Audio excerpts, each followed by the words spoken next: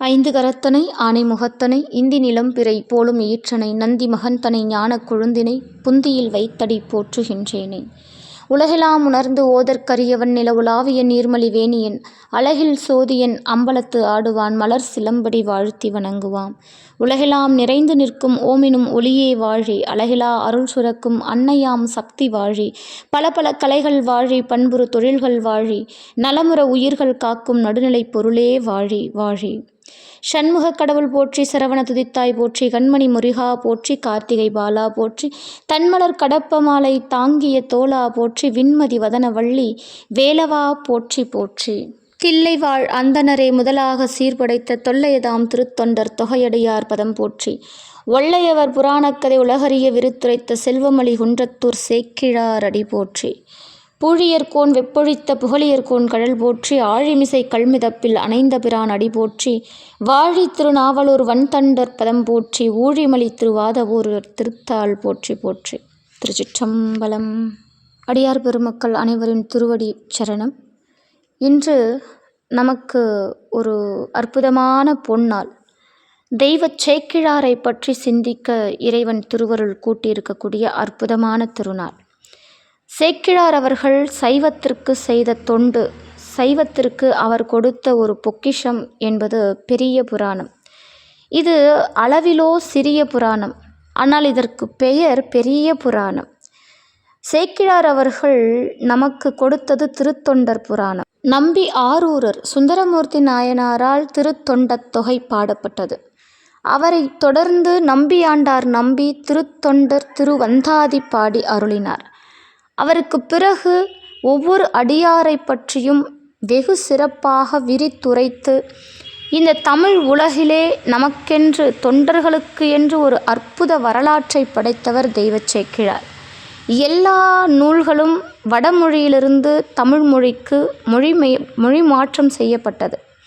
ஆனால் பெரிய புராணம் என்ற அற்புதமான அடியார் திருத்தொண்டர் புராணம் மட்டுமே தமிழிலிருந்து வடமொழிக்கு பெயர்க்கப்பட்டது. அத்துணை சிறப்பு மிக்க இந்த அற்புதமான நூலை இயற்றிய நம்முடைய தெய்வச் சேக்கிழாரை பற்றிய ஒரு அற்புத வரலாறு இந்த பதிவு.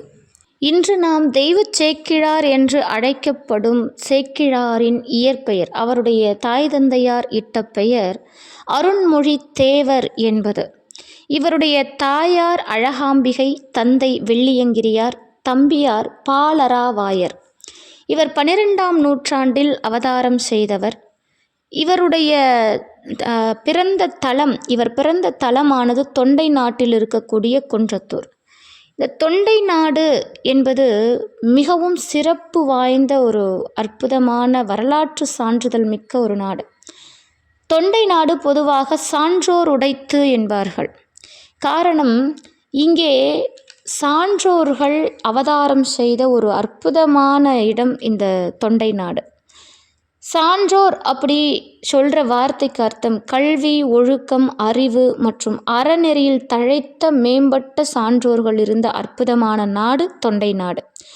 சேர சோழ பாண்டிய நாடுகளை விட அறிஞர்களும் ஞானிகளும் பக்தி நெறி தழைக்கச் செய்த நாயன்மார்கள், ஆழ்வார்கள் மற்றும் சான்றோர்கள் அதிகம் வாழும் நாடாக தொண்டை நாடு திகழ்ந்தது. அத்துணை சிறப்பு பெற்றது. பண்டைய தமிழகத்தின் 4 பெரும் பிரிவுகளில் காஞ்சியை தலைநகராக கொண்டது இந்த தொண்டை நாடு. கல்வி, பக்தி, கலைகள், குறிப்பாக கட்டிடக்கலைக்கு பெயர் போன ஒரு அற்புதமான இடம். இந்த தொண்டை நாட்டில் அவதாரம் செய்த சான்றோர்கள் பலர்.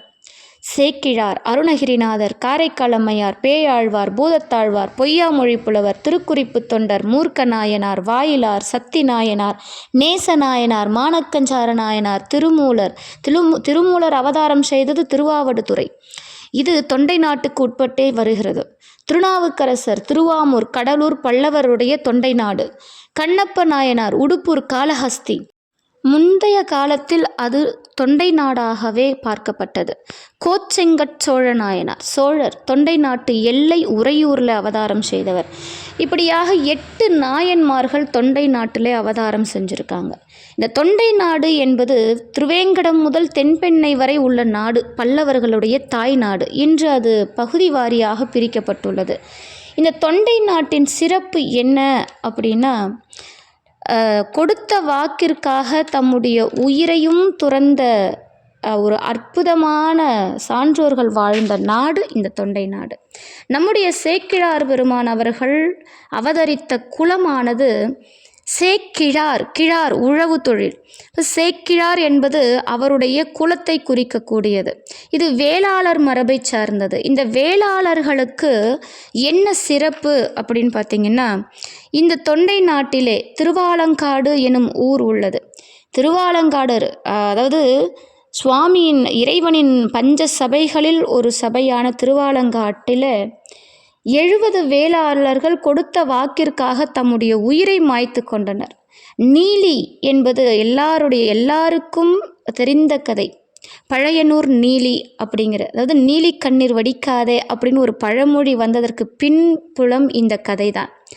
அந்த நீலியின் கதையை சிறப்பித்து இந்த தொண்டை நாட்டின் பெருமைகளை, இந்த நீலியின் வரலாற்றையே ஞானசம்பந்தர் அவர்கள் தம்முடைய திருவாலங்காடு பதிகத்தில் பாடியிருக்கிறார்.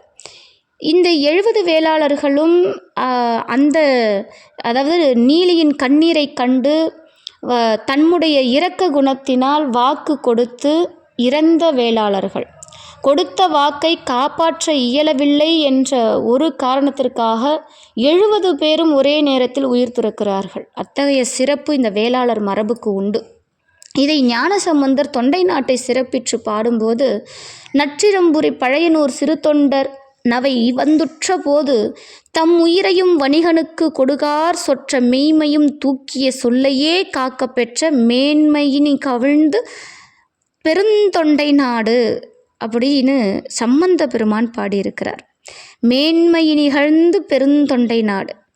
இந்த வேளாளர்களுடைய சிறப்பை பற்றி பாடுகையில் சம்பந்தர் பெருமான் திருவாலங்காட்டு பதிகத்தில் இந்த பாடலை பாடுறார். அது மட்டுமல்ல, துஞ்சருவாரும் தொழுவிப்பாரும் வழுவிப்போய் நெஞ்சம் புகுந்து என்னை நினைவிப்பாரும் முனை நட்பாய் வஞ்சப்படுத்தி ஒருத்தி வானால் கொள்ளும் வகை கேட்டு அஞ்சம் பழையனூர் ஆலங்காட்டு எம் அடிகளே என்று திருவாலங்காட்டு பெருமானை பற்றி பாடும்போது சம்பந்தர் இந்த நீலியினுடைய அந்த நீலி செய்த அந்த செயலை ஒரு வகையான அச்சத்தோடு பெயர்த்து பாடியிருக்கிறார். அத்தகைய சிறப்பு வாய்ந்தது திருவாலங்காடு. அந்த ஒரு அற்புதமான தலம் திருவாலங்காட்டில் இருக்குது. இன்னும் பற்பல தலங்கள் தொண்டை நாட்டினுடைய தலங்கள் அப்படின்னு எடுத்துக்கிட்டோன்னா வரலாற்று மிக்க அற்புதமான தலங்கள் உண்டு. அதில் முதன்மையானது காஞ்சி காமகோட்டம், ஏகம்பரநாதர், ஓனகாந்தன் தளி, கிட்டத்தட்ட 22 திவ்ய தேசங்கள் இந்த தொண்டை நாட்டிலே உள்ளது. திருவோத்தூர் வேதபுரீஸ்வரர் திருவாலயம், திருவள்ளம் வில்வநாதர், திருவாலங்காடு வடாரண்யேஸ்வரர், திருவலிதாயம் வலிதாயநாதர், திருவேற்காடு வேதபுரீஸ்வரர், திருமயிலை கபாலீஸ்வரர், திருமுல்லைவாயில் மாசிலாமணீஸ்வரர், திருவான்மியூர் மருந்தீஸ்வரர், திருக்கச்சூர் கச்சபேஸ்வரர், திருவிடைச்சுரம் ஞானபுரீஸ்வரர், திருக்கழுகுன்றம் வேதகிரீஸ்வரர், அச்சிறுபாக்கம் ஆட்சீஸ்வரர், திருவக்கரை சந்திரமௌலீஸ்வரர், திருவண்ணாமலை அண்ணாமலையார், திருவொற்றியூர் தியாகராஜ பெருமான், இப்படியாக கிட்டத்தட்ட தேவார பாடல் பெற்ற தலம் மட்டுமே 32 தலங்கள் தொண்டை நாட்டில் உண்டு. திருத்தணிகை, இது போன்ற பல தலங்கள் இந்த தொண்டை நாட்டிலே சிறப்பு வாய்ந்த ஒரு ஸ்தலம். திருவண்ணாமலை அப்படின்ற ஒரு வார்த்தை இருக்குது பாருங்க, இது சித்தர் பூமி அப்படின்னு அழைக்கப்படக்கூடிய இடம். ரமணர், சேஷாத்ரி இது போன்ற ஒரு மகான்கள் அவதாரம் இருந்த இடம். இந்த இடமே அக்னி தலம், முக்தி தலம், நினைத்தாலே முக்தி தரக்கூடிய அற்புதமான தலம் திருவண்ணாமலை. இதை குரு நமசிவாயர் அவர்கள் ரொம்ப அழகாக பாடியிருக்கிறார். ஆதிநடம் ஆடுமலை, அன்றிருவர் தேடுமலை, சோதிமதி ஆடரவம் சூடுமலை, நீதி தழைக்குமலை, ஞான தபோதனவரை வா என்று அழைக்கும் மலை அண்ணாமலை என்று அற்புதமாக பாடி அருளியிருக்கிறார் குரு நமசிவாயர். அத்தகைய சிறப்பு வாய்ந்த ஒரு தலமாக இந்த தொண்டை நாடு இருக்கிறது. இந்த தொண்டை நாட்டில் தான் சேக்கிழார் பெருமான் அவதாரம் செய்தது. சேக்கிழாருடைய அவதாரம் தொண்டை நாட்டிலே நிகழ்ந்தாலும் அவருடைய ஞானத்தை கண்ட அனபாய சோழன், 2ஆம் குலோத்துங்க சோழன் என்று அழைக்கப்படுகின்ற அனபாய சோழன் தம்முடைய அரசவையிலே முதன்மை அமைச்சர் பதவியை அருண்மொழித்தேவருக்கு வழங்குகிறார். அருண்மொழி தேவர் தான் இவருடைய இயற்பெயர். அரசவையிலே முதன்மை அமைச்சர் வகித்தவுடன் அனபாய சோழ, அந்த சோழ சக்கரவர்த்தி சேக்கிழார் பெருமானுக்கு வழங்கிய பட்டம் உத்தம சோழ பாண்டியன் என்று பட்டம் அளிக்கிறார். இவரை தொண்டர் சீர் பரவுவார் என்று சிறப்பித்து பாடியதும் அனபாய சோழன் தான். தமிழ் உலகத்திலே 2 மகான்களுக்கு மட்டுமே தெய்வம் என்ற அடைமொழி உண்டு. ஒருவர் தெய்வ புலவர் திருவள்ளுவர், மற்றொருவர் சேக்கிழார், தெய்வ சேக்கிழார் என்று அழைக்கப்படுவார். அத்துணை சிறப்பு வாய்ந்தது சேக்கிழாருடைய அவதாரம். சேக்கிழாருடைய முதலமைச்சர், அதாவது சேக்கிழாருடைய முதலமைச்சர் பதவி, அவர் என்னதான் முதலமைச்சராக பதவி வகித்தாலும் கூட அவருடைய எண்ணம், செயல், சிந்தனை அனைத்தும் இறைவன் திருவடியை சார்ந்தது. அனபாய சோழனின் முதல் அமைச்சர் அப்படிங்கிற ஒரு உயர்ந்த பட்டத்தை, ஒரு உயர்ந்த பதவியை அடைந்தவர். இவருக்கு உத்தம சோழ பல்லவன் என்று அருண்மொழி தேவரே பட்டம் சூட்டினார்னா அவருடைய ஞானம் எத்தகையதுன்னு பாருங்க. சேக்கிழார் அவர்கள் கும்பகோணத்தில் இருக்கக்கூடிய திருநாகேஸ்வரம் பெருமானால் ஈர்க்கப்பட்டவர். அவருக்கு பற்பல திருப்பணிகள் செய்திருக்கிறார் சேக்கிழார் அவர்கள். நடராஜர் மண்டபம், அர்த்த மண்டபம், முன் மண்டபம் இப்படின்னு பலவாறு திருப்பணி செய்தவர் சேக்கிழார் அவர்கள். அந்த திருநாகேஸ்வரம் இறைவன் மீது கொண்ட, கும்பகோணம் திருநாகேஸ்வரம் இறைவன் மீது கொண்ட அந்த ஈர்ப்பினால் தாம் அவதாரம் செய்த தொண்டை நாட்டில் குன்றத்தூரிலும் அதே திருநாகேஸ்வரத்தை அமைத்தார். அதே போன்று திருநாகேஸ்வரம் அமைத்தார் சேக்கிழார் பெருமான். அது மட்டுமல்ல, சிதம்பரம் நடராஜர் மீது அளவற்ற காதல் கொண்டவர்.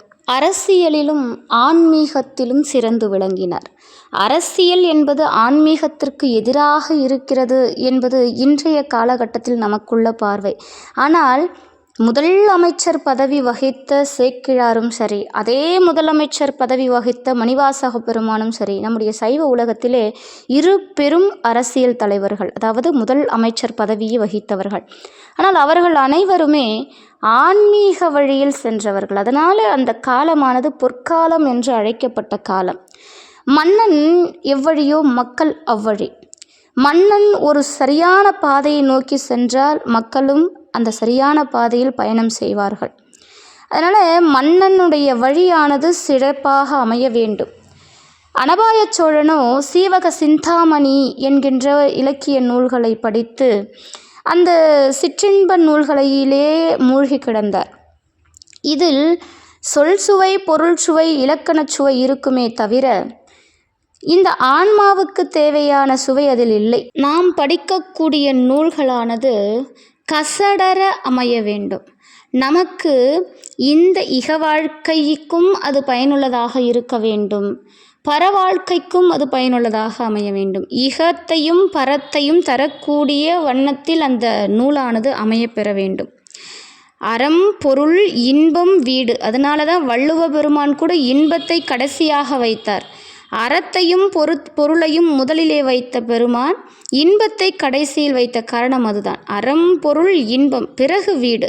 ஆகையினாலே மன்னன் எந்த வழியில் நடந்தாலும் அது மக்களுக்கும் நன்மை பயக்க வேண்டும். அவன் நல்வழியில் செல்வது என்பது மக்களினுடைய நலனை பொறுத்தது. அதனால் சேக்கிழார் பெருமான் மன்னனுடைய இந்த செயலை கண்டு வருந்தி சேக்கிழார் அவர்கள் மன்னனுக்கு எடுத்துரைக்கிறார். அப்போ முதல் அமைச்சரினுடைய கடமை என்ன அப்படின்னா, மன்னருடைய வழியை சரிவர கொண்டு செல்வது. அதுதான் அமைச்சரின் ஒரு கடமையாக பாவிக்கப்படுகிறது. அப்போ மன்னனிடத்திலே எடுத்துரைக்கிறார், இது போன்ற நூல்களை காட்டிலும் இறைவனையும் அடியார்களையும் பற்றி பேசினால் அருளோடு சேர்ந்து முக்தியும் கிடைக்கும் அல்லவா என்ற அற்புதமான விஷயங்களை எடுத்து உரைக்கிறார். மன்னனும் இது போன்ற நூல்கள் உள்ளதா, இத்துணை செழிப்பு வாய்ந்த பொருளை தரக்கூடிய நூல்களும் உண்டா அப்படின்னு கேட்கும்போது அப்போதுதான் எடுத்துரைக்கிறார். நம்பி ஆரூரர் பாடிய திருத்தொண்டர் தொகையை நம்பியாண்டார் நம்பி திருத்தொண்டர் திருவந்தாதியாக பாடிய அந்த அற்புதமான வரலாற்றையெல்லாம் எடுத்துரைக்கும் போது மன்னனுக்கு அந்த நூலின் மீது ஏற்பட்ட அந்த அபரிவிதமான ஈர்ப்பு அவர் சேக்கிழாரிடத்திலேயே விண்ணப்பம் வைக்கிறார். இந்த வரலாற்றை ஒரு காப்பியமாக்க வேண்டும், அது உங்களால் தான் முடியும்னு சேக்கிழார்கிட்ட கேட்கிறார் மன்னர். சேக்கிழாரும் திருத்தொண்டர்களை பற்றி எழுதுவதற்கு இறைவன் திருவருளை நாடினார். இதில் ஒரு கவனிக்கப்பட வேண்டிய விஷயம் என்ன அப்படின்னா, அடியார்களுடைய வரலாற்றை அவர் காப்பியமாக உருவாக்குவதற்கு தம்முடைய பதவி தடையாக இருக்கும் என்று எண்ணினார். இந்த முதல் அமைச்சர் பதவியிலிருந்து தம்மை விடுவிக்குமாறு மன்னனிடத்திலே அனுமதி பெற்றார். இப்போது பதவி என்னும் ஒரு விஷயத்துக்காக நாம் எத்துணை சிரமப்படுகிறோம். இந்த பதவி என்பது ஒரு மனிதனை எப்படியெல்லாம் மாற்றி விடுகிறது. ஆனால் அடியார்களுடைய வரலாற்றை இயற்றுவதற்காக தம்முடைய பதவி தடையாக உள்ளது என்பதை காட்டி அந்த பதவியிலிருந்து முதலில் விலக்கமுற்றார் நம்முடைய சேக்கிழார் பெருமான். இதுவே நம்மிலிருந்து நம்மை விடுவித்து கொண்டு இறைவன் திருவடியை அடைவதற்கான முதல் படி. இப்போ நாம் எத்துணை கட்டுப்பாடுகளில் எத்துணை விலங்குகளில் நாம் மாட்டிக்கொண்டிருக்கிறோம் என்பது நமக்கே தெரிவதில்லை. இப்போ ஒரு விலங்கு அகற்றப்பட்டது. அந்த பதவி என்னும் உயர் பதவி என்னும் அந்த இடத்திலிருந்து அவர் தம்மை விடுவித்து கொண்டார் அப்படின்னு தான் சொல்லணும். இப்போ சேக்கிழார் அவர்கள் திருத்தொண்டர்களை பற்றி தலங்கள் தோறும் சென்று சேகரிக்கிறார். சாதாரணமாக உட்கார்ந்து அந்த காப்பியங்களை அவரால் எழுதிட முடியாது. அது அப்பேற்பட்ட புராணம். அதனால் தலங்கள் தோறும் சென்று அந்த திருத்தொண்டர்களை பற்றிய செய்திகளை சேகரித்து வருகிறார். தில்லை அம்பலவாணனுடைய அருளை வேண்டி நிற்கிறார். இப்போ அம்பலவாணனுடைய அருள் இருந்தால் மட்டுமே அடியார்கள் புராணத்தை விரித்துரைக்க முடியும். இப்போ தில்லை அம்பலவாணர் சேக்கிழாருக்கு அப்போது உலகெல்லாம் என்று எடுத்து ஒரு வார்த்தை கொடுக்கிறார். ஒரு வார்த்தை, ஒரே ஒரு சொல் கொடுக்கிறார், உலகெல்லாம் என்ற சொல். ஆனால் இப்படி நாம் சிந்தித்தால் இறைவன் தில்லை அம்பலவாணன் திருத்தொண்டர்களை பற்றிய அத்துணை செய்திகளையுமே சேக்கிழார் பெருமானுக்கு எடுத்துரைத்திருக்கிறார், பதிவு செய்திருக்கிறார். ஆனால் எல்லாரும் கேட்கும்படியாக சொன்ன வார்த்தை உலகெல்லாம் என்ற வார்த்தை. ஏனைய வார்த்தைகள் சேக்கிழாருக்கு மட்டும்தான் கேட்டது. இது திருவருள் உணர்த்தியது என்று சொல்லலாம். திருவருள் அப்படிங்கிறதுக்கு என்ன அர்த்தம் அப்படின்னா, சாதாரணமாக கவிஞர்கள் எழுதுகிற பாடலுக்கும் அருளாளர்கள் பாடிய பாடலுக்கும் வேற்றுமை உண்டு. ஒரு கவிஞன் பாடலை இயற்றுகிறான் அப்படின்னா அது நாள் கணக்கு மணிக்கணக்காக அந்த பாடலிலே திருத்தங்கள் ஏற்படும். திருத்தி திருத்தி திருத்தி திருத்தம் செய்யப்பட்டு கடைசியாக ஒரு கவிதை என்பது பிறக்கும். ஆனால் அருளாளர்கள் பாடல்கள் அப்படி அல்ல. அவர்கள் ஆண்டவனின் அருளை பெற்றவுடன் அப்படி மழை போல பொங்கி வந்தது அந்த பாடல்கள். அந்த ஒரு கடல் அலை போல வந்தது அந்த பாடல்கள். அப்படித்தான் நம்முடைய நாயன்மார்களாக இருக்கட்டும், நம்முடைய நால்வர் பெருமக்களாக இருக்கட்டும், அருணகிரி ஆழ்வார்கள், குமரகுருபரர், பாம்பன் சுவாமிகள், இப்படி எத்தனையோ வரிசையாக நாம் அருளாளர்களை பார்க்கிறோம். இவர்கள் அனைவரும் இறைவன் திருவருளால் பாடியவர்கள். இவருக்கு இந்த செய்திகளை யார் எடுத்துரைத்தது அப்படின்னா இறைவன் திருவருள் உணர்த்தியது. இப்போ இறைவன் சேக்கிழாருக்கு அனைத்தையும் பதிவு செய்தார். அடியார்களுடைய வரலாற்றை அனைத்தையும் சேக்கிழாருக்கு இறைவன் பதிவு செய்தார். எப்படி இறைவன் பதிவு செய்வாரா அப்படின்னு ஒரு கேள்வி நமக்குள்ளே எழும். இப்போ இறைவன் அனைத்தையும் பதிவு செய்கிறானுங்க. அதாவது நம்முடைய அப்பர் சுவாமிகள் 5ஆம் திருமுறையிலே திரு இன்னம்பர் ஈசனை பற்றி ஒரு அழகான பாடல் ஒன்று பாடுவார்.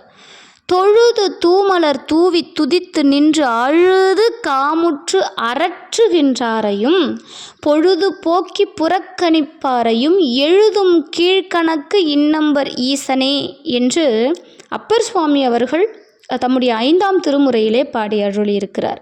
இதுக்கு என்ன அர்த்தங்க அப்படின்னா, தொழுது தூமலர் தூவி துதித்து நின்று, யாரெல்லாம் இறைவனை வழிபாடு செய்கிறாங்க, யாரெல்லாம் இறைவனுக்கு மலர் தூவி அர்ச்சிக்கிறாங்க, யாரெல்லாம் கைகூப்பி உயர்த்தி இறைவனை வேண்டுகிறார்கள், யாரெல்லாம் அழுது அழுது அவன் மீது ஆசை கொண்டு அவனை அடைய வேண்டும் என்ற ஆவல் கொண்டிருக்கிறார்கள், யாரெல்லாம் அவனை பற்றி பாடுகிறார்கள், இப்படியெல்லாம் இது போன்ற அடியார்களை எல்லாம் பதிவு செய்து கொண்டிருக்கிறானாம். சரி, இவங்களை மட்டும்தான் பதிவு செய்கிறானா? பொழுதுபோக்கி புறக்கணிப்பாரையும் அவர் பதிவு செய்கிறாராம். இதை எதுவுமே செய்யாமல் பொழுதை புறக்கணிப்பவர்களையும் பதிவு செய்து கொண்டிருக்கிறானாம். எழுதும் கீழ்கணக்கு இன்னம்பர் ஈசனே என்று அப்பர் சுவாமிகள் சொல்கிறார். அப்போ இறைவன் என்பவன் கண்காணிப்பாளன். நம்மளை ஒருத்தன் கண்காணிக்கலை அப்படிங்கிற தைரியத்தில் நம்மால் தவறுகள் செய்ய முடியும் அப்படின்னா அது தவறு. நம்மளை ஒருத்தன் எந்நேரம் கண்காணிச்சுக்கிட்டு இருக்கிறான். இன்றைக்கி நாம் கண்காணிப்பு கருவிகளை பயன்படுத்துகிறோம், கேமரா. ஆனால் இறைவன் எப்போதும் நமக்குள்ளேயே இருந்து கண்காணித்து கொண்டிருக்கிறானாம். இதை 3000 ஆண்டுகளுக்கு முன்பே திருமூலர் பாடியிருக்கிறார். கண்காணி இல்லென்று கள்ளம் பல செய்வார், கண்காணி இல்லா இடம் இல்லை காணுங்கால், கண்காணியாக கலந்தெங்கும் நின்றானை கண்காணி கண்டார் களவொழிந்தாரே. திருமூலருடைய வாக்கு. இப்போது நம்மை கண்காணிப்பவன் ஒருத்தன் இல்லைன்னு தானே கள்ளம் பல அதாவது தவறுகள் செய்கின்றீர்கள். ஆனால் கண்காணி இல்லா இடம் இல்லை காணுங்கள், அவன் இல்லாத இடம் இல்லை. கண்காணியாக கலந்தெங்கும் நின்றானே, அவன் எங்கேயோ இருக்கான், நம்மை பார்த்து கொண்டே இருக்கிறான். கண்காணி கண்டார் கள ஒழிந்தாரே. அப்படி நம்மை கண்காணித்து கொண்டே இருக்கக்கூடிய இறைவனை கண்டுவிட்டால், அதை உணர்ந்து விட்டால், களவு என்பதை நாம் செய்வோமா? தவறான சிந்தனை நமக்கு இருக்குமா? இப்படி எதையும் இருக்காது. இறைவன் நம்மை எப்போதும் கண்காணித்து கொண்டிருக்கிறான். சரி, இறைவன் நம்மை எப்போது கண்காணித்து கொண்டிருக்கிறானே, அவன் நாம் செய்யும் தவறுகளை தடுப்பானா அப்படின்னா நிச்சயமாக தடுக்க மாட்டான். நாம் செய்யும் நன்மையையும் தடுக்க மாட்டான், நாம் செய்யும் தீமையையும் தடுக்க மாட்டான். இறைவன் எதையுமே தடுப்பதில்லைங்க. அப்படி தடுத்து நம்ம எதை செஞ்சாலும் அதை இதை செய்யாதே அதை செய்யாதே அப்படின்னு நம்மளை ஒரு கட்டுப்பாட்டிலே வைத்திருந்தால் இறைவன் சர்வாதிகாரியாக மாறிவிடுவான். நம் பார்வைக்கு அப்படிதான் புலப்படும். ஆனால் இறைவன் அதை செய்வதில்லை. இந்த ஆன்மாவானது சுதந்திரமானது. இந்த ஆன்மா சுதந்திரம் பெற்றது. அது என்ன செய்வது என்றாலும் அதனுடைய எண்ணப்படி செய்யலாம். ஆனால் இறைவன் கருணையாளன்க, நம்மை பின்தொடர்ந்து வரக்கூடியவன். எப்போது நம்மை திருத்துவான்னா அனுபவத்தை கொடுத்து திருத்துவான். இறைவன் கருணையாளன் என்பதற்கு பல எடுத்துக்காட்டுகள் உண்டு. அதில் குறிப்பாக நாம் சொல்ல வேண்டும் அப்படின்னா நம்முடைய மணிவாசக பெருமானுடைய திருவாசகம்ங்க. பொதுவாக இறைவனை நாம் நமக்கு முன்பு நிறுத்த வேண்டும். இறைவன் நம்மளை பின்தொடர்ந்து வரக்கூடியவன். இதை நாம் முதல்ல புரிஞ்சுக்கணும். நம்மையே பின்தொடர்ந்து வந்து கொண்டிருக்கிறான். ஆனால் நமக்கு இறைவனை நம்ம முன்னாடி நிறுத்தணும்.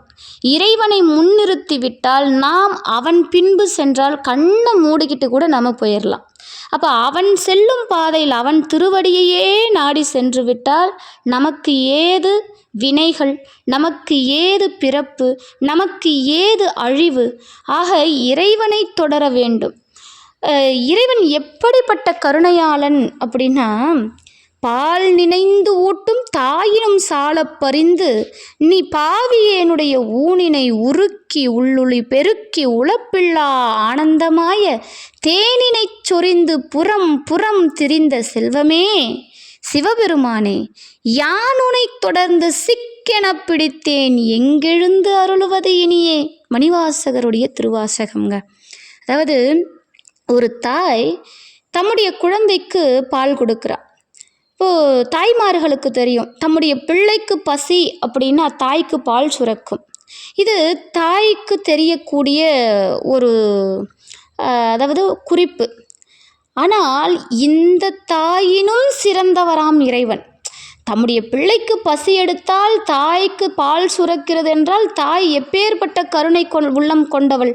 இவளை விட சிறப்பு ஒருவர் இந்த உலகத்தில் இருந்துட முடியுமா? தாயை விட சிறப்பானது ஒன்று உண்டா அப்படின்னா மணிவாசகர் உண்டு என்றார். பால் நினைந்து ஊட்டும் தாயினும் சாலப்பறிந்து, அவளை விட சாலை பறிந்து ஒன்று இருக்கு. என்ன? நம்முடைய இந்த பாவியேனுடைய ஊனினை உருக்கி உள்ளொளி பெருக்கி உளப்பில்லா ஆனந்தமாய தேனினை சொரிந்து புறம் திரிந்த செல்வமே சிவபெருமானே. சிவபெருமான் நமக்கு சிவபெருமான் தாயினும் சிறந்த தயாவான தத்துவனாக காட்சி கொடுக்கக்கூடியவன். இப்போது தாய்க்கு குழந்தைக்கு பசி எடுக்குதுன்னு தெரியுதுங்க, அதனால் அவள் உணவு கொடுக்குறா. நாம் கருவில் இருக்கும் போதே நம்மை ஆட்கொண்டு இறைவன் அருள் செய்தான். கருவில் இருக்கும் போதே இறைவன் நம்மை காத்தவன். கருவில் இருக்கும் போதே நமக்கு உணவு படைத்தவன். நம்மை காத்து நம்மோடு வந்தவன். பொதுவாக நமக்கு சொல்வார்கள், நாம் 10 திங்கள் தாயாருடைய வயிற்றிலே இருக்கிறோம், 10 திங்கள். ஆனால் 12 திங்கள் ஒரு குழந்தை உருவாக காரணமாக உள்ளது. 12 திங்கள் தேவைப்படுகிறது. 2 திங்களானது தந்தையிடத்திலும் 10 திங்கள் தாயிடத்திலும் அந்த கருவானது இருக்க வேண்டும். அத்துணை காலமும் நமக்கு உற்ற துணையாக இருப்பவன் இறைவன். அவனைத் தவிர ஒருவன் கிடையாது. அவனுடைய அருள் அல்லவா இந்த பூ உலகில் நாம் பிறப்பதற்கு வழிவகுத்தது. அத்துணை கருணையாளன்க இறைவன். அவன் எப்படி இருக்கிறானாமா, புறம் திரிந்து கொண்டிருக்கிறானாம். அவன் எல்லா இடத்துலையும் போயிட்டுருக்கான். அவன் இங்கே தான் இருப்பான். புறம் திரிந்த செல்வமே சிவபெருமானே, உன்னை நான் சிக்கன பிடித்தேன். அதுவும் எப்படி பிடிச்சேன்னு சொல்கிறார். உன்னை தொடர்ந்து உன்னை அப்படி வந்த உடனே பிடிக்க முடியாது. அப்படி பிடிச்சிட கூடிய தெய்வமும் அவன் கிடையாது. அவனை பின்தொடரணும். அவனை தொடர்ந்து சிக்கென பிடித்தேன்றார். யான் உன்னை தொடர்ந்து சிக்கென பிடித்தேன், எங்கே எழுந்து அருளுவது இனியே? இனி என்கிட்ட இனிமே நீ எங்கே எழுந்து அருளுவது? நான் உன்னை பிடிச்சிட்டேன்ப்பா. அதுதாங்க அது அது அது திருவாசகம்ல மணிவாசகர் கொடுத்த அற்புதம் அது. அப்படி இறைவனை நாம் பிடித்து கொண்டால், நாம் நம்மைக்கு முன்னாடி இறைவனை நிறுத்திவிட்டால் நம்முடைய பயணமானது சிறப்பாக அமையும். சரி, இறைவன் நம்ம எதுக்குமே திருத்த மாட்டான், நமக்கு எல்லாமே செய்கிற உரிமை இருக்குன்னா, இப்போ இறைவன் என்பவன் யாருங்க அப்படின்னா, கண்ணதாசன் அவர்கள் மிக அழகாக ஒரு கவிதை சொன்னார். அதாவது, இறைவன் அனுபவத்தை கொடுத்து திருத்துபவன். இதை கண்ணதாசர் சொல்கிறார். பிறப்பில் வருவது யாதென கேட்டேன், பிறந்து பாரென இறைவன் பணித்தான். இறப்பில் வருவது யாதென கேட்டேன், இறந்து பாரென இறைவன் பணித்தான். மனையால் சுகமென யாதென கேட்டேன், மணந்து பாரென இறைவன் பணித்தான். மழலை இன்பம் யாதென கேட்டேன், பெற்று பாரென இறைவன் பணித்தான். இறைவா, அனுபவித்தேதான் அறிவது வாழ்க்கையெனில் நீ எதற்கு என்றேன். இறைவன் சற்றே அருகினிலே வந்து அந்த அனுபவம் என்பதே நான் தான் என்றான். இது கண்ணதாசருடைய அழகான கவிதை. இறைவன் அனுபவத்தின் வாயிலாக நமக்கு உரைப்பவன்க. ஆக மனதில் நினைப்பதை கூட இறைவன் அறிவான். நம்முடைய செயல்பாட்டை தான் இறைவன் பார்த்து கொண்டிருக்கிறான் என்பது அல்ல. இறைவன் மனதிலே நினைக்கும் காரியத்தை கூட இறைவன் அறிவான். மனத்துள் மாயனை மாசரு ஜோதியை புனிற்று பிள்ளை வெள்ளம் மதிசூடியை எனக்கு தாயே எம்மான் குடை மருதனை நினைத்திட்டு ஊறி நிறைந்தது என் உள்ளமே. அப்பர் தேவாரம். மனத்துள் மாயனை மாசரு ஜோதியை என்கிறார். ஆக நாம் என்ன நினைக்கிறோம் என்பதை கூட இறைவன் அறிவான். நம்முடைய சொல்லில் இருப்பான்க. சொற்றுணை வேதியன் சோதிவானவன். சொற்றுணை வேதியன், சொல்லுக்கு துணையானவன், சொல்லிலும் இருக்கிறான். கரையும் கடலும் மலையும் காலையும் மாலையும் எல்லா முறையில் விரவி வருவான் ஒருவன் உருத்திரலோகன் வரையின் மடமகள் கேள்வன் வானவர் தானவர்க்கு எல்லாம் அறையானிருப்பதும் ஆரூர் அவர் எம்மையும் ஆழ்வாரோ கேளீர் என்று சுந்தரர் பாடுகிறார். இறைவன் எல்லா இடத்திலும் வீற்றிருக்கக்கூடியவன், நம் மனதிலும் வீற்றிருக்கக்கூடியவன். ஆக இறைவனுடைய கண்காணிப்பில் நாம் இருந்து கொண்டிருக்கிறோம். இத்துணை விஷயங்களை அவன் பதிவு செய்கிறான் என்றால், சேக்கிழாருக்கு இறைவன் திருத்தொண்டர்களுடைய அவதார சிறப்பையும் அவருடைய தொண்டின் சிறப்பையும் எடுத்து உரைத்திருக்க மாட்டாரா என்ன? இறைவன் சேக்கிழாருக்கு அருளியதே பெரிய புராணம் எனும் அற்புதமான மகா காப்பியம். இந்த பெரிய புராணம், அதாவது திருத்தொண்டர் புராணமானது சித்திரை திருவாதிரை அன்றுதான் அவர் அரங்கேற்றம் செய்கிறாருங்க. கிட்டத்தட்ட ஓராண்டு காலம் இதற்கு அவர் உரை சொல்கிறார்.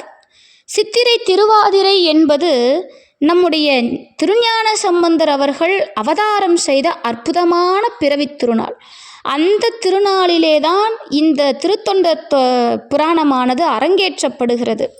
அரங்கேற்றம் செய்யப்பட்டு இந்த நூலுக்கான உரையை ஓராண்டு காலம், அடுத்த சித்திரை திருவாதிரையில தான் இந்த உரையை முடிக்கிற, இந்த புராணத்தை நிறைவு செய்கிறார் நம்முடைய சேக்கிழார் பெருமான். அப்படின்னா பாருங்க, அடியார்களுடைய பெருமையை சொல்வதற்கு ஒரு நாள் போதுமா? இந்த ஒரு நாளிலேயே இறைவனை பற்றி, இந்த சேக்கிழாருடைய பெரிய புராணத்தை பற்றி எடுத்துரைக்க முடியுமான்னா முடியாது. ஏதோ நமக்கு இறைவன் கொடுத்த அந்த ஒரு சில தகவல்கள் மூலமாக எம்பெருமானின் ஒரு அற்புதத்தை நம்மால் தெரிந்து கொள்ள முடியும். மன்னன் இந்த உரையை கேட்டவுடன் மகிழ்ச்சிக்கு அளவில்லை. மன்னனுடைய மகிழ்ச்சிக்கு அளவே இல்லை. அந்த மகிழ்ச்சி எத்தகையது அப்படின்னா, இறைவனையே கண்டுவிட்ட மகிழ்ச்சி அது. சேக்கிழாருடைய இந்த நூல், அதாவது இந்த காப்பியத்தை, திருத்தொண்டர் புராணத்தை செப்பேடு செய்கிறார் மன்னன் அனபாய சோழன். 12ஆம் திருமுறையாக சேர்க்கப்பட்டது. 11 திருமுறை, இது 12ஆம் திருமுறை. பெரிய புராணம் என்பது 12ஆம் திருமுறையாக சேர்க்கப்படுகிறது. இவரை கௌரவிக்கும் பொருட்டு, சேக்கிழாரை கௌரவிக்கும் பொருட்டு மன்னன் என்ன செய்கிறார்னா, சேக்கிழாரை யானை மீது ஏற்றி தான், அதாவது மன்னன் அனபாய சோழ சக்கரவர்த்தி, சோழ சாம்ராஜ்யத்தின் சக்கரவர்த்தி கவரி வீசி கொண்டு வருகிறாருங்க. ஒரு மன்னன் ஒரு அமைச்சருக்கு கவரி வீசுவது என்பது சாதாரண காரியம் அல்ல. அது சோழ சக்கரவர்த்தி செய்கிறார். சேக்கிழாரை யானை மீது ஏற்றி கவரி வீசி கொண்டு வருகிறார். எங்கன்னா, தில்லையிலே அந்த அம்பலவாணன் திருவீதி விழா வரக்கூடிய அந்த வீதியிலே இந்த யானை மீது சேக்கிழார் தம்முடைய கையிலே திருத்தொண்டர் புராணம் ஏந்தி உலா வருகிறார். அப்படி உலா வந்து தில்லை நடராஜ பெருமானுடைய திருவடியிலே அந்த நூலான அந்த அதாவது திருத்தொண்டர் புராணமானது சமர்ப்பிக்கப்படுகிறது. இதுதான் சைவ திருமுறையிலே 12ஆம் திருமுறையாக நாம் பார்க்குறோம். அப்போது மன்னர் அவருக்கு அளித்த பட்டம் தொண்டர் சீர் பரவுவார் என்பது. தொண்டர் சீர் பரவுவார். சேக்கிழாருக்கு மன்னர் அளித்த பட்டம் தொண்டர் சீர் பரவுவார்.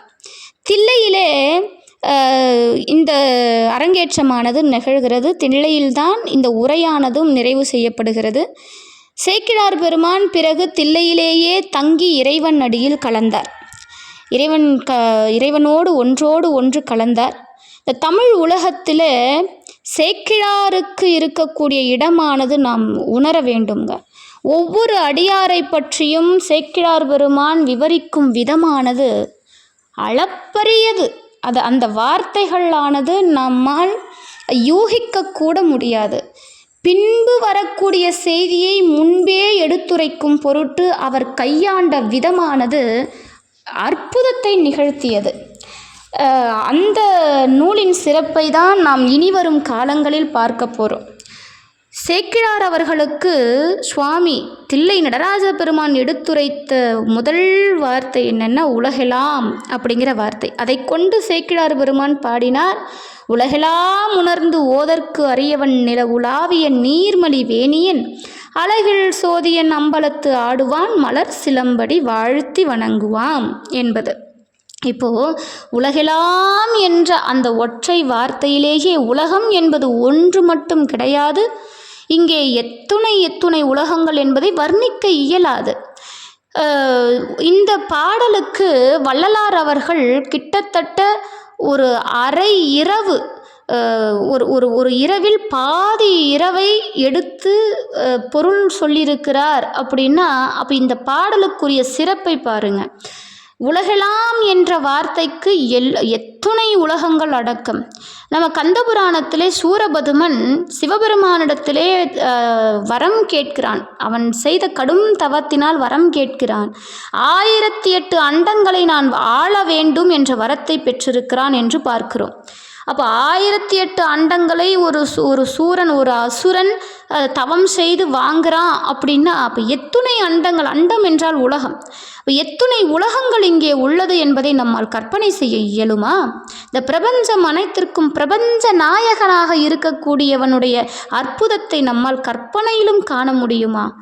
ஆனால் பெரிய புராணத்தை படிப்பதன் மூலமாக, அடியார் புராணத்தை படிப்பதன் மூலமாக அவன் எத்துணை கருணையாளன் என்பதை உணர்ந்து கொள்ள முடியும். ஆக உலகெல்லாம் உணர்ந்து ஓதற்கரியவன், அவனை நம்மால் அப்படியெல்லாம் படிச்சிட முடியாதுங்கிறார். நிலவுலாவிய நீர்மலி வேணியன், இந்த பாடலே பார்த்தீங்கன்னா 50 தத்துவங்களை உள்ளடக்கியது. இறைவன் கங்கையையும் நிலவையும் தம்முடைய ஜடாமுடியில் தரித்து கொண்டிருப்பவன். இந்த இரண்டையும் நாம் வெவ்வேறு தத்துவங்களாக பார்க்கிறோம். கங்கை நம்ம அருணகிரியார் கந்தர் அலங்காரத்திலே ஒரு பாடல் வைப்பார். காப்புச் செயலுக்கு அடுத்தபடியாக முதலில் பாடல் வைத்ததே அவர் பேற்றைத் தவம் சற்றும் இல்லாத என்னை பிரபஞ்சம் என்னும் சேற்றை கழிய வழிவிட்டவா அப்படின்னு பாடுவார். அது என்னன்னா, இதற்கு வாரியார் சுவாமிகள் அழகாக பொழிப்புரை சொல்லியிருக்கிறார், விரிவுரை சொல்லியிருக்கிறார். பிரபஞ்சம் என்னும் சேற்றை கழிய வழிவிட்டவா. இப்போ சிவபெருமான் ஏன் தம்முடைய ஜடாமுடியிலே கங்கையை சூடிக்கொண்டிருக்கிறார் என்பதற்கு பல்வேறு காரணங்கள் நாம் பார்த்தாலும், பகீரதனுடைய முன்னோர்களுக்கு சாப விமோச்சனம் அளிக்க அவன் செய்த தவத்தின் காரணத்தினால் சிவபெருமான் கங்கையை ஜடாமுடியில் தரித்தார். ஏன்னா அது கங்கையினுடைய பிரவாகத்தை பூமியால் தாங்க இயலாது, அவருடைய வேகத்தை கட்டுப்படுத்த இயலாது. ஆகையினாலே தம்முடைய ஜடையில் தரித்து அதன் பிறகு பூமிக்கு கங்கையை கொண்டு வந்தார் அப்படிங்கிற செய்தியெல்லாம் நாம் பார்க்கிறோம். ஆனால் இதை தத்துவமாக வாரியார் சுவாமிகள் எடுத்துரைக்கும் பொருட்டு அழகாக சொன்னார். இப்போது நம்ம இந்த பிரபஞ்சத்தில் பிறந்துட்டோம். இந்த பிரபஞ்சத்தை சேரு என்றார் அருணகிரி. பிரபஞ்சம் என்னும் சேற்றில் அப்படின்னார்.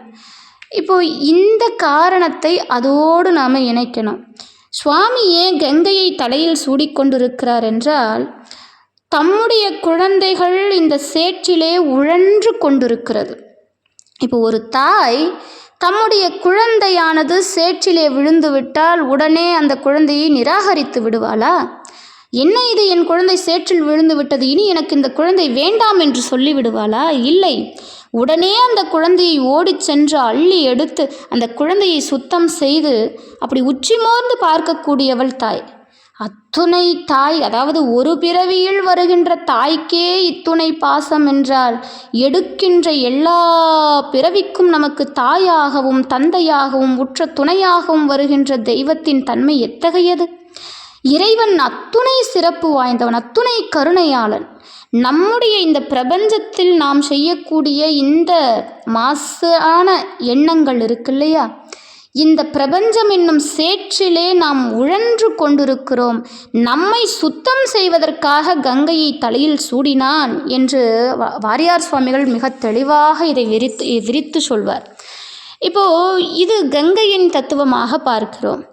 நிலவை சூடியவன் நீர்மலி வேணியன், நிலவுலாவிய நீர்மலி வேணியன், அவன் மதிசூடியவன், மதியை தம்முடைய ஜடையில் தரித்திருக்கக்கூடியவன், பிறை சூடியவன். ஏன் பிறை சூடியிருக்கிறான், அந்த சந்திரனை ஏன் தலையிலே தரித்திருக்கிறான்? நிறைய காரணம். சந்திரனுடைய பாவ விமோச்சனம் அளிப்பதற்காக, சந்திரனுக்கு பாப விமோச்சனம் அளிப்பதற்காக அதை செய்தார். அவனுடைய சாபம் நீங்குவதற்காக அதை செய்தார். நாம் இப்படி பலவாறு பார்க்கிறோம். இன்னொரு செய்தியும் உண்டு. அந்த சந்திர பகவானை அவர் தலையில் சூடியிருக்கிறார். சந்திரன் குறிப்பாக மனோகாரகன், நல்லா தெரிஞ்சுக்கிடுங்க. சந்திர பகவான் மனோகாரகன் என்று அழைக்கப்படுபவர்.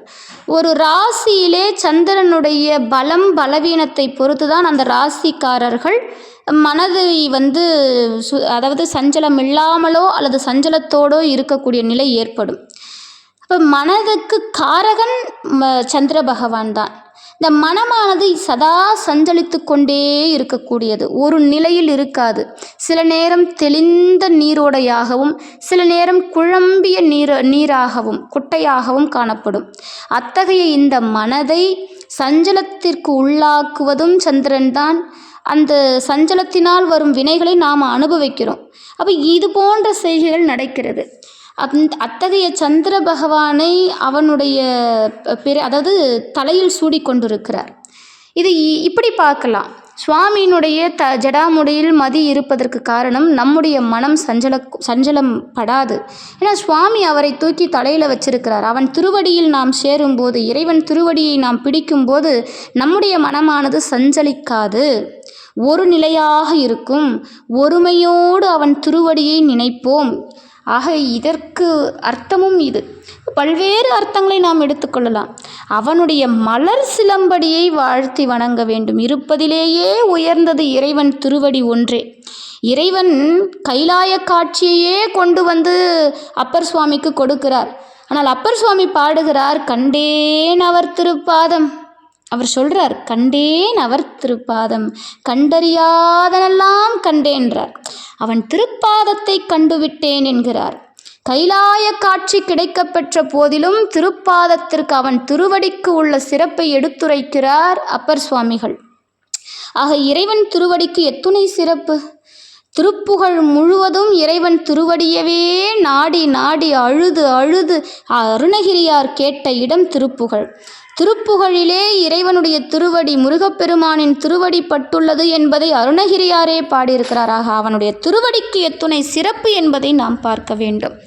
அப்படிப்பட்ட சிறப்பு வாய்ந்த அவன் திருவடியை வாழ்த்தி வணங்குவாம் என்பது சேக்கிழார் கொடுத்த பாடல், அற்புதமான பாடல். இந்த நூலினுடைய சிறப்பு என்னங்க? இந்த நூலை படித்தால் நமக்கு என்ன பலன் உண்டு? இந்த நூலினால் நமக்கு இருள் நீங்கும், நம்முடைய இருள் நீங்கும். அகம் புறம் என்ற 2 இருளும் நீங்குங்க. புற இருள் என்பது இருளை சார்ந்த, அதாவது இருட்டு. பகல் ஒன்று இருந்தால் இரவு ஒன்று இருக்கும், இது இருள். இந்த பகலில் வரக்கூடிய சூரியனை குறித்து நாம் பார்க்குறோம். இப்போ இருளை விளக்க வேண்டும் என்றால் சூரியனின் ஒளியானது பட வேண்டும். நம்முடைய அகத்திலும் ஒரு அறியாமை என்னும் இருள் உள்ளதுங்க. இந்த இருளை நீக்குவதற்கு பிரகாசமான அடியார் புராணத்தை நாம் படிக்க வேண்டும். அப்போ அக இருள் நீங்கிவிடும் என்கிறார். எழுத்தறிவித்தவன் இறைவன் ஆவான் என்பார்கள். எழுத்தறிவித்தவன் இறைவன் ஆவான். எழுத்து என்பது, இப்போ நம்ம அதை எடுத்துக்கொண்டால் நாம் எப்படி பார்க்கிறோம் அப்படின்னா, நமக்கு ஆனா ஆவனா சொல்லி கொடுத்த ஆசிரியர்கள் முதற்கொண்டு நமக்கு இறைவன், அப்படியும் நாம் எடுத்துக்கலாம். நான் தவறுன்னு சொல்லலை. ஆனால் பாருங்கள், எழுத்து என்பது 5 எழுத்தை சிறப்பித்து கூறுவதுங்க. 5 எழுத்து மந்திரம் நமசிவாய சிவாய நம. இந்த 5 எழுத்து மந்திரத்தை நமக்கு கொடுத்தவன் இறைவன் ஆவான். இந்த உலகத்தில் ஒரு ஜனனம், ஒரு குழந்தை பிறக்கிறது என்றால் அந்த குழந்தையை தாய் தான் முதல்ல. இப்போ தாய்க்கே அந்த குழந்தைய ஒருத்தர் சுட்டி காட்டணும். பிரசவம் பார்த்த அவங்க தான் தாய்க்கு இதுதாம்மா உன்னுடைய பிள்ளைன்னு சுட்டி காட்டணும். இப்போ தாய் என்ன செய்கிறா? அந்த குழந்தையை தந்தைக்கு அறிமுகப்படுத்துகிறார். தந்தை அந்த குழந்தையை பார்க்கிறார். தாய் சொல்லிதான் தந்தைக்கு தம்முடைய குழந்தை எது என்பது தெரியும். தாய் சொன்னாலுடைய தந்தைக்கு தெரியாது. இப்போ தந்தை சொல்கிறார் அந்த குழந்தையை பார்த்து. தந்தை அந்த குழந்தைக்கு செய்ய வேண்டியது ஒன்று, குருவை காட்டணும். இப்போ தாயினுடைய கடமை தந்தைக்கு தன்னுடைய பிள்ளையை சொல்கிறது, தன்னுடைய பிள்ளைக்கு தந்தையை காட்டுறது. தந்தையினுடைய கடமை தன்னுடைய பிள்ளைக்கு குருவை காட்டுவது, குருவை காட்ட வேண்டும். அதுதான் தந்தை. இந்த தந்தைக்கு பிறகு குருஸ்தானம். குரு யாரை காட்டுகிறார் அப்படின்னா இறைவனை காட்டுகிறார். குருவால் மட்டுமே இறைவனை காட்ட முடியும். இறைவன் குரு வடிவத்தில்தான் வருவான். இறைவன் ஒருவன், அதாவது இறைவனை அடைய குருவின் வழியே உத்தம வழி. குருவினாலொழிய இறைவனை அடைய முடியாது. அப்போ குரு யாரை கை காட்டுகிறார்? இறைவனை காட்டி அருளுகிறார். அதனால தான் அன்னையும் பிதாவும் முன்னறி தெய்வம் என்றார்கள். இப்போ முன் அறி தெய்வம், முன்னாடி ஒரு தெய்வத்தை அறிகிறோம் என்றால் ஆக பின்னாடி ஒரு தெய்வத்தை அறியவிருப்பதற்கான ஒரு சூழல் அது. அன்னையும் பிதாவும் முன்னறி தெய்வம். தாய் தந்தையை நாம் முன்பு அறிந்து கொண்டது. நாம் இருக்கும்போது நம்ம பார்க்குற தெய்வம் தாய் தந்தை. இந்த தாய் தந்தையின் மூலமாக குருவை அடைந்து குரு நமக்கு காட்டி அருளுகிறார் இறைவன் என்னும் அற்புதத்தை. அதனால தான் எழுத்து அறிவித்தவன் இறைவன் ஆவான். இந்த குருவே நமக்கு 5 எழுத்தை உபதேசம் செய்கிறார். அந்த குருவே நமக்கு இறைவனையும் காட்டி அருளுகிறார். ஆகையினால எழுத்தறிவித்தவன் இறைவன் ஆவான். அந்த குருவே நமக்கு இறைவனாக வருவான். அப்படி நம்முடைய புற இருள் நீக்குகின்ற இந்த திருத்தொண்டர் புராணத்திற்கு அற்புதம் பாருங்க. புற இருள் நீக்குகின்ற செங்கதிரவன் போல் திருத்தொண்டர் புராணம் என்பாம் அப்படின்பாங்க. இது என்னென்னா, புற இருளை நீக்குவதற்கு செங்கதிரவன் வருகிறான். அப்போது அகையிருள் ஒன்று உண்டு. அந்த அகையிருளை நீக்குவதற்கும் ஒரு கதிரவன் உதிப்பது போல இந்த பெரிய புராணம் என்னும் அற்புத பிரகாசம் என்கிறார்கள். இந்த பெரிய புராணத்திலே தொண்டர்களுடைய சிறப்பு தாங்க. இறைவனின் சிறப்பு என்பது விவரிக்கப்பட்ட விதத்தை விட அடியார்களுடைய சிறப்பை விவரித்த அழகு இதில் அதிகம். இந்த தொண்டர்கள் யார் அப்படின்னா, நாம் இன்னி நினச்சிக்கிறோம் நம்ம ஒரு திருப்பணி செய்துவிட்டால், இறைவனுடைய கோவிலிலே ஏதேனும் ஒரு தொண்டு செய்துவிட்டால், இறைவன் அருளை பற்றி பேசிவிட்டால், அவன் திருப்பாடலை பாடிவிட்டால் நாம் தொண்டர்கள் என்று நினைத்து கொள்கிறோம் அல்லவா? ஆனால் அந்த தொண்டர்கள் அப்படிங்கிறதுக்கான அந்த உயர்ந்த பதவியை அடைவதற்கு சில விஷயங்கள் உண்டுங்க. அதை செய்தவர்கள் மட்டுமே தொண்டர் என்கிறார் சேக்கிழார் பெருமான். நின்றாலும் இருந்தாலும் கிடந்தாலும் நடந்தாலும் மென்றாலும் துயின்றாலும் விழித்தாலும் இமைத்தாலும் மன்றாடும் மலர்பாதம் ஒரு காலும் மறவாமை குன்றாத உணர்வுடையார் தொண்டர்கள் என்றார் சேக்கிழார் பெருமான். அத்தகைய நினைவு நமக்கு உண்டாங்க. நின்றாலும் இருந்தாலும் கிடந்தாலும் நான் நிற்கிறேன், இறைவன் அருளால் நிற்கிறேன். நான் இருக்கிறேன், இந்த உடலில் உயிர் இருக்குது, இறைவன் அருளால் இருக்குது. நான் கிடக்கிறேன். கிடப்பது என்பது ஒரு அசைவற்ற நிலையை குறிக்கக்கூடியது. ஒரு அசைவற்ற பொருள் இருப்பதற்கு, இப்போ ஒரு புத்தகம் இங்கே இருக்குது, இதற்கு கிடப்பது, இந்த புத்தகம் இங்கே கிடக்கிறது அப்படின்னு சொல்லலாம். அப்போ அசைவற்ற ஒரு நிலையை குறிக்கக்கூடியது. கிடந்தாலும், இந்த உடலில் உயிர் இருந்தாலும் அதற்கு இறைவன்தான் அருள் செய்கிறான். இந்த உடலை விட்டு உயிர் பிரிந்தாலும் அதற்கு இறைவன்தான் அருள் செய்கிறான்.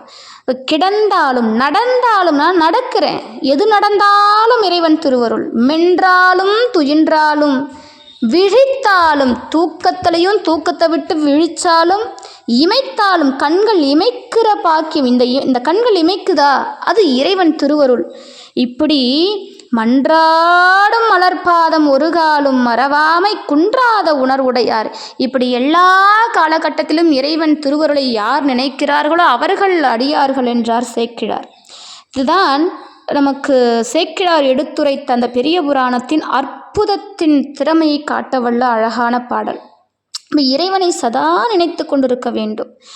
யார் அப்படி நினைக்கிறார்களோ அவர்களுக்கு இறைவன் அருளானது அளப்பரியதாக கிடைக்கும். சுந்தரர் அவர்கள் தம்முடைய திருத்தொண்ட தொகையிலே 60 நாயன்மார்களை பற்றி பாடிய போதும் தொகையடியார்களை வைத்து பாடும்போது அழகாக எடுத்துரைக்கிறார். பத்தராய் பணிவார்கள் அடியார்க்கும் அடியேன், பரமனையே பாடுவார் எல்லாருக்கும் அடியேன், சித்தத்தை சிவன்பாலே வைத்தார்க்கும் அடியேன், திருவாரூர் பிறந்தார்கள் அடியார்க்கும் அடியேன், முப்போதும் திருமேனி தீண்டுவார்க்கடியேன், முழுநீரு பூசிய முனிவர்க்கும் அடியேன், அப்பாலும் அடிசார்ந்த அடியார்க்கும் அடியேன் அப்படின்னு சுந்தரர் அவர்கள் பாடி அருள் இருக்கிறார். ஆக இறைவனை சதா நினைத்து கொண்டிருக்கக்கூடிய மனம்தான் தொண்டருடைய மனம். இது எப்பவுமே பாடுற விதங்கள் நிறைய அருளாளர்கள் நமக்கு பாடியிருக்கிறார்கள். இடரினும் தளரினும் எனதுரு நோய் தொடரினும் அப்படின்னு நம்முடைய ஞான சம்பந்தர் பாடியிருக்கிறார். நலம் தீங்கிலும் உன்னை மறந்தறியேன் என்று அப்பர் சுவாமிகள் பாடியிருக்கிறார். சதா அவனை நினைத்து கொண்டிருக்க வேண்டும். அப்போது அவன் நமக்கு அருள் செய்யக்கூடியவன். யாருக்குமே காட்டாத அவன் திருவடியை அடியார்களுக்காக அவன் காட்டி அருளிய அற்புதத்தை விளக்கக்கூடியதுங்க பெரிய புராணம். அன்று அயனுக்கும் ஆளுக்கும் அவன் திருவடி எட்டவில்லை, அவன் திருமுடி எட்டவில்லை. ஆனால் அடியார்களுக்காக ஒவ்வொரு வீட்டு வாயிலிலும் வந்து நின்றவன் இறைவன். சுந்தரருக்காக 2 முறை தூது சென்றவன் இறைவன். இளையான்குடி மாறன் வீட்டில் அமுது உண்ண வந்து இரவு நேரத்தில் அழைத்தவன் இறைவன். இரவு நேரத்தில் வந்து கதவு தட்டியவன் இறைவன். அறிவாட்ட நாயனாருடைய திருக்கரம் பற்றி அவர் படைத்த அந்த அமுதை ஏற்று அந்த மாவடுவை கடித்தவர் இறைவன். விடேல் விடேல் என்று சத்தம் வந்தது என்று சேக்கிழார் அவர்கள் சொன்ன அந்த அழகை எடுத்து நம்ம பார்க்க வேண்டும். ஆக அடியார்களுக்காக வந்திருக்கிறார். குங்கிலிய கலையநாயருடைய அவருடைய அன்பினுடைய பொருட்டு அந்த சிவலிங்கம் உயர் நின்றதை நாம் பார்க்க வேண்டும், நேராக நிமிர்ந்ததை நாம் பார்க்க வேண்டும். எத்துணை அடியார்கள் அன்று மூர்த்தி நாயனாருக்கு இறைவன் அருள் செய்தது. எத்துணை நாம் சிறப்புகளை பார்க்க வேண்டும். சிறுதொண்ட நாயனாருடைய வரலாற்றை பேசுவது என்பது கூட நம்மால் இயலுமா என்பது தெரியவில்லை. அவருடைய தொண்டு அத்தகையது. அதிபத்த நாயனாருடைய வரலாறு, திருநீலகண்டருடைய வரலாறு, இயற்பகை நாயனாருடைய வரலாறு, இப்படி எத்துணை நாயனார்கள், சக்தி நாயனாருடைய வரலாறு இப்போ நம்ம பார்த்துக்கிட்டே இருக்கிறோம். இத்துணை சிறப்பு வாய்ந்த அடியார்களை பற்றி பேசுவது என்பது சாதாரண காரியமா? அது இறைவன் நமக்கு கொடுத்த ஒரு அற்புத அருள் அல்லவா? இத்தகைய அருளை நாம் பெற்றுவிட்டால், அடியார்களுடைய வரலாற்றை படிக்கும் பேறு நமக்கு கிடைத்துவிட்டால், அந்த அற்புதம் வார்த்தைகளால் சொல்ல இயலாத அற்புதம். அவன் திருவருளை பேசுவது என்பதே உயர்ந்தது. அதைவிட உயர்ந்தது அடியார்களுடைய சிறப்பை பேசுவது. ஆக நமக்கு இறைவன் திருவருள் கூடி அடியார்களுடைய சிறப்பை ஒவ்வொரு வாரமும் வெள்ளிக்கிழமை நமக்கு ஒவ்வொரு வரலாறாக பார்க்கும் ஒரு அற்புதமான திருவருள் கூடியிருக்கிறது. அனைவரும் இந்த வகுப்பிலே இணைந்து இறைவன் திருவருளால் அடியார்களுடைய பெருமைகளை அறிந்து கொண்டு இந்த பெரிய புராணம் என்னும் அற்புதமான மகா காப்பியத்தை சிந்திக்கவிருக்கிறோம். அனைவரின் செயல்பாடும் ஒன்றே, இறைவன் திருவருளை நினைந்து நினைந்து உருகி அவன் பேரருளை பெற காத்திருக்கிறோம். ஆகையினால இந்த பெரிய புராணம் என்பது அவன் திருவடியை அடைவதற்கு ஒரு எளிய வழி என்பதை எடுத்துரைத்து இந்த அற்புதமான வகுப்பை நிறைவு செய்கிறேன். அடுத்த வகுப்பிலே நூலின் சிறப்புக்குள்ளே நாம் செல்லவிருக்கிறோம். இதுவரையிலும் இன்னும் நான் நூலுக்குள்ளேயே செல்லலை. அந்த பெரிய புராணம் என்னும் நூலின் உள் சென்று நாம் எதையும் எந்த கருத்தையும் பார்க்கவில்லை. மேலோட்டமான செய்தி, சேக்கிழாருடைய பெருமைகளை சொல்வதற்கு ஒரு நாள் போதாது, ஒரு வகுப்பு போதாது. ஆகையினாலே ஒவ்வொரு வகுப்பிலும் இறைவன் திருவருளால் சேக்கிழாரின் பெருமைகளையும் பெரிய புராணத்தின் பெருமைகளையும் அடியார் திருக்கூட்டத்தின் பெருமைகளையும் பெரிய புராணத்தில் இருக்கக்கூடிய தொண்டுகளின் சிறப்பு, அடியார்கள் செய்த தொண்டின் சிறப்பையும் சிவபக்தியையும் இந்த சைவத்தில் நாம் இருப்பதன் பெருமைகளையும் பார்க்கவிருக்கிறோம். அனைவரும் தொடர்ந்து பயணிப்போம். வான்முகில் வழாது பெய்க மலிவளம் சுரக்க, மன்னன் கோன்முறை அரசு செய்க குறைவிலாது உயிர்கள் வாழ்க, நான்மறை அறங்கள் ஓங்க நற்றவம் வேள்வி மல்க, மேன்மைகொள் செய்வ நீதி விளங்குக உலகமெல்லாம், மேன்மைகொள் செய்வ நீதி விளங்குக உலகமெல்லாம். ஆறிரு தடந்தோள் வாழ்க, அருமுகம் வாழ்க, வெற்பை கூறுசை தனிவேல் வாழ்க, குக்குடம் வாழ்க, செவ்வேளேறிய மஞ்சை வாழ்க, யானை தன் அணங்கு வாழ்க, மாறில்லா வள்ளி வாழ்க, வாழ்க சீரடியாரெல்லாம். நம பார்வதி பதையே. ஹரஹர மகாதேவா. தென்னாடுடைய சிவனே போற்றி, எந்நாட்டவர்க்கும் இறைவா போற்றி, ஏகம்பத்துரையந்தாய் போற்றி, பாகம் பெண்ணுரு ஆனாய் போற்றி, அண்ணாமலையும் அண்ணா போற்றி, கண்ணாரமுதக் கடலே போற்றி, காவாய் கனகத்திரளே போற்றி, கையிலை மலையானே போற்றி போற்றி. திருச்சிற்றம்பலம்.